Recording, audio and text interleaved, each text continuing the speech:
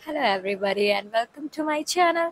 और आज का जो मेरे वीडियो का टॉपिक है ना, वो मैंने अभी एक दिन पहले पोल दिया था, तो उसमें सबसे ज़्यादा वोटिंग टॉपिक था कि अगर आप फिर से प्रिपरेशन करते अपने नीट के लिए तो मतलब आप किस तरीके से करते हैं ना।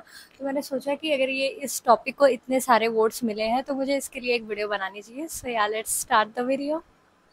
आज मैं आपको अपनी वो स्टोरी सुनाने आई हूँ जो मैं सोचती हूँ कि काश मुझे पहले किसी ने बताया होता तो मैं इस तरीके से इम्प्लीमेंट करती और शायद मेरा सिलेक्शन भी हो गया होता है ना। लास्ट ईयर जब मैंने नीट का प्रिपरेशन करने का सोचा था ना, तो मैंने ये बिल्कुल नहीं सोचा था कि मतलब मेरे साथ ऐसा होगा कि मेरा सिलेक्शन नहीं होगा। मैंने बस यही सोचा था कि मैं बहुत अच्छे से पूरे साल पढ़ाई करूँगी और मेरा डेफिनेटली 25 में सिलेक्शन होगा, है ना।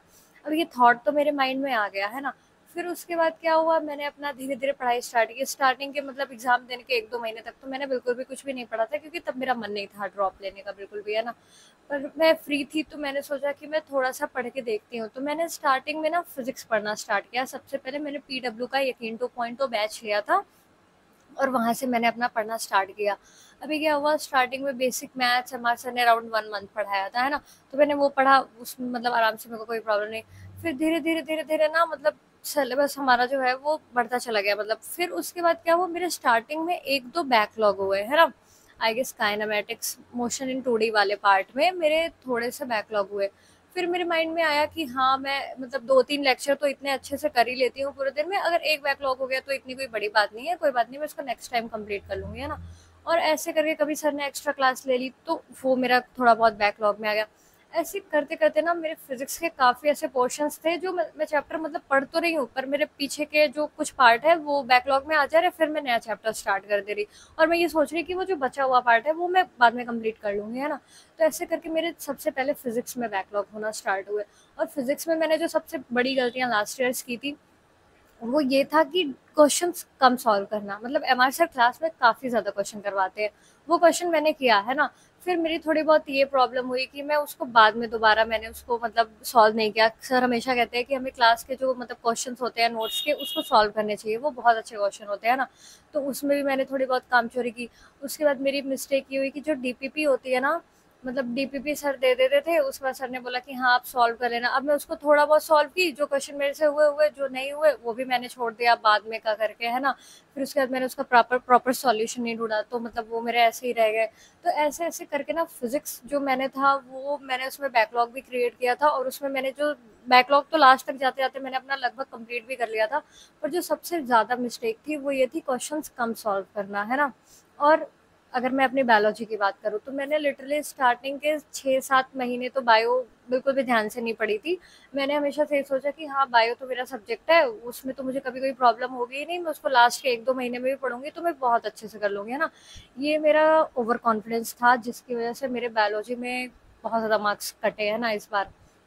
नहीं तो बायो का जब मैंने पेपर देखा था तो मेरे को ना मोस्ट ऑफ द 2 ऑप्शन में हमेशा प्रॉब्लम हुई। मेरे को कभी ये नहीं लगा कि हाँ ये क्वेश्चन मैं नहीं, बस एक वो जो रिडक्शनिस्ट बायोलॉजी वाला समथिंग क्वेश्चन था जो आई एस स्टार्टिंग के मतलब पेज में से आता है, जहाँ पे हमारा वो अबाउट दिया होता है, वहां से आया था। वो क्वेश्चन छोड़ के बाकी मेरे को ऐसे कोई क्वेश्चन नहीं लगे थे जो मैंने पहले नहीं देखे हुए। पर हाँ, वहाँ पे जो मैंने नेगेटिव किए अपने बायोलॉजी में वो इसी वजह से किए क्योंकि मैंने नंबर ऑफ क्वेश्चन पहले से कम सॉल्व कर रखे थे। और मैंने मतलब एनसीईआरटी लाइन बाय लाइन बहुत अच्छे से नहीं पढ़ी, या फिर मतलब जो भी मेरे साथ ये सारी गलतियां हुई ना, वो सच में मैं अगर मैं प्रिपेयर करती तो मैं लिटरली सबसे ज़्यादा मतलब जो अपना क्वेश्चन प्रैक्टिस होता ना वो बायो में करती, क्योंकि बायो हमारा 50% मार्क्स मतलब 50% पार्ट होता है नीट एग्जाम का, और उसको हमें नेग्लेक्ट नहीं करना चाहिए। मोस्ट ऑफ द बच्चों को यही लगता है कि जो बायोलॉजी है वो तो हमारा सब्जेक्ट है, हम उसको बहुत अच्छे से बहुत जल्दी कर लेंगे। बट वो सच में अगर उसको नेग्लेक्ट कर देते हैं जैसे मैंने किया था, तो सच में मेरे को लास्ट में बहुत ज़्यादा पैनिक, बहुत ज़्यादा प्रॉब्लम हुई।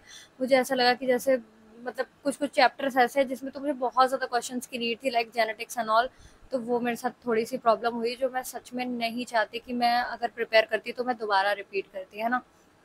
और केमिस्ट्री की मैं बात करूँ तो मुझे तीनों मतलब पार्ट में से जो सबसे ज़्यादा अच्छा पार्ट लगता है वो फिजिकल का पार्ट लगता है, क्योंकि वो हमारा फॉर्मूला याद है, वो हमारा डायरेक्ट आंसर आ जाता है, उसमें मुझे कभी कोई प्रॉब्लम नहीं हुई फिजिकल केमिस्ट्री में।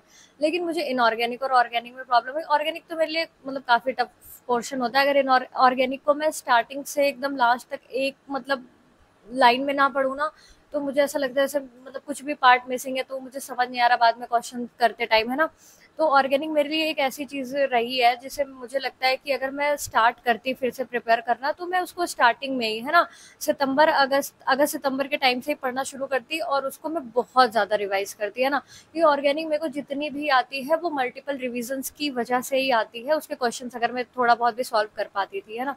और इनऑर्गेनिक का मैं पार्ट बताऊं, तो इनऑर्गेनिक में ना मेरे मतलब मुझे वो थोड़ी बायोलॉजी जैसी लगती है, पर मेरा जो रटने का मतलब कैपेसिटी है ना, वो लिटरली बहुत ज़्यादा कम है। मैं इनऑर्गेनिक भी लिख लिख के बार बार याद करके पढ़ती थी, पर अभी तो इनऑर्गेनिक में अपने काफ़ी ज़्यादा पोर्शन मतलब ख़त्म हो गए हैं। ये अपना 4 चैप्टर बचा है, जिसमें से मुझे कोऑर्डिनेशन वाला पार्ट ज़्यादा बेटर लगता है, और जो मतलब ब्लॉक्स वाला पार्ट है वो सच में मुझे याद करने में बहुत ज़्यादा प्रॉब्लम होती थी। और मतलब मैंने हमेशा से मतलब मेरे को जिस टीचर्स ने या जिन्होंने भी बताया इनऑर्गेनिक के लिए, हर किसी ने यही कहा है कि आप बहुत अच्छे से एनसीईआरटी को पढ़ो, है ना।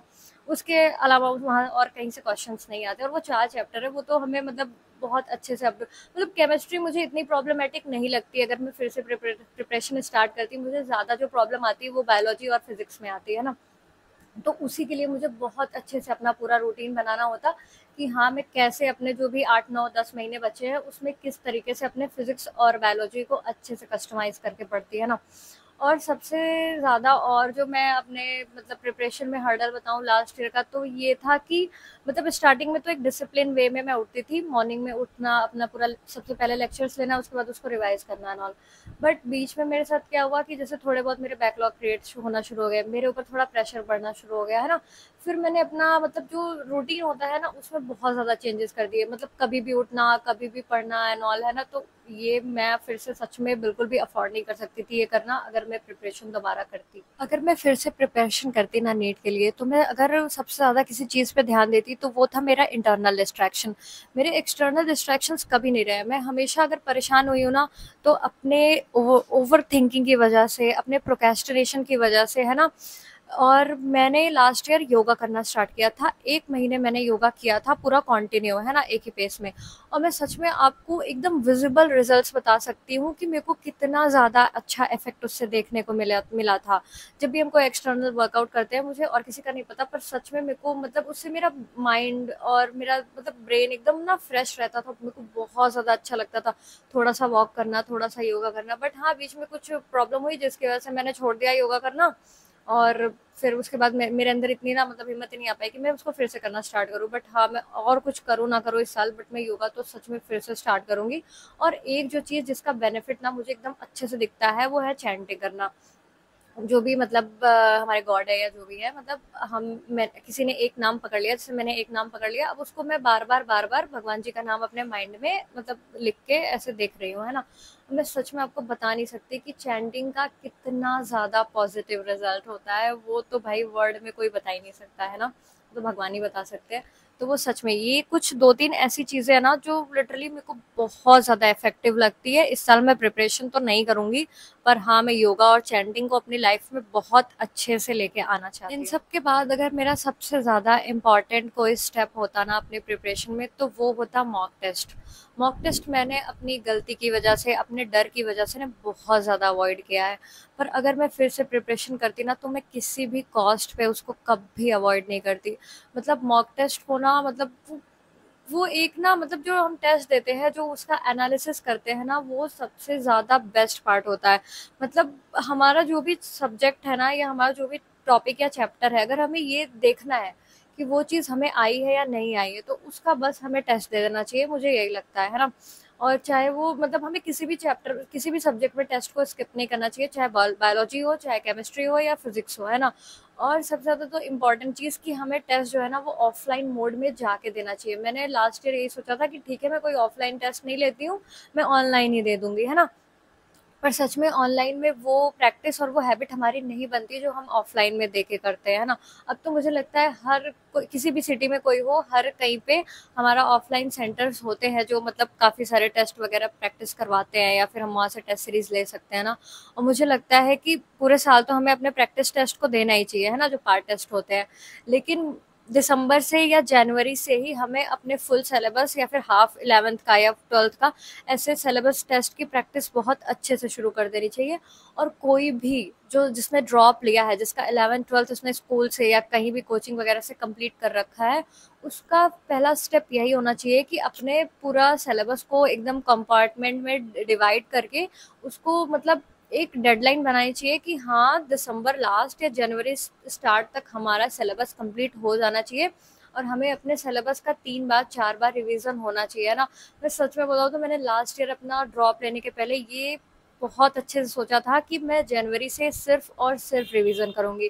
पर हाँ मतलब मेरे साथ कुछ ऐसी चीज़ें हुई, मेरा माइंड मतलब मेरे को इतना डिस्टर्ब किया कि मैं वो चीज़ को इम्प्लीमेंट नहीं कर पाई। पर हाँ, अगर मेरे को चांस मिलता दोबारा प्रिपेयर करने का तो मेरी सबसे मतलब जो सबसे बड़ा स्टेप, सबसे पहला स्टेप होता तो वो यही होता कि मोस्ट ऑफ द टाइम मतलब कितनी ज़्यादा मुझे रिवीजन करनी है वो उसको मैं सबसे पहले अपनी प्रायोरिटी पर रखती है ना। क्योंकि रिवीजन मुझे लगता है ऐसी चीज़ है ना जो हमें सबसे ज़्यादा हेल्प करती है अपने प्रिपरेशन में। हमें हमने कोई चैप्टर पढ़ा, हम उस मैं तो बहुत जल्दी भूल जाती भाई। मतलब अगर मैंने आज पढ़ा है उसको मैं 1 हफ्ते बाद भी देखूँ ना तो भी मुझे उसमें बहुत सारी चीज़ें ऐसी रहेंगी जो गायब रहेंगी, है ना। तो हम हर किसी का अपना स्ट्रेटजी अलग होता है रिवीजन का, तो वो तो मैं क्या ही बता सकती हूँ। बट हाँ, अगर मैं खुद करती तो मैं ये चीज़ बहुत ज़्यादा रखती कि हाँ मैं किसी भी चैप्टर को आज पढ़ रही हूँ तो मैं उसको 3-4 दिन बाद फिर से देखती और फिर से अपना उसका मतलब बार बार रिवीजन करती। सो या अगर कोई मेरा वीडियो देख रहा है और वो ड्रॉप ले रहा है तो वो नीट के लिए हार्ड वर्क के साथ साथ स्मार्ट वर्क भी करे, क्योंकि सारा गेम इसी चीज़ का होता है। हम प्रोक्रेस्टिनेशन करते रह जाते हैं, ओवर थिंकिंग करते हैं, दूसरों को खुद से कंपेयर करते हैं, बहुत सारी चीज़ें करते हैं, पर हम अपने आप को कई बार देखना भूल जाते हैं कि हम अपने आप के अंदर क्या क्या सुधार कर सकते हैं जिससे हमारे मार्क्स इम्प्रूव हों, है ना। तो या पॉजिटिव एटीट्यूड के साथ हमें रहना चाहिए और अपने प्रिपरेशन को अपना 100% देना चाहिए। That's all and bye bye. Radhe Radhe.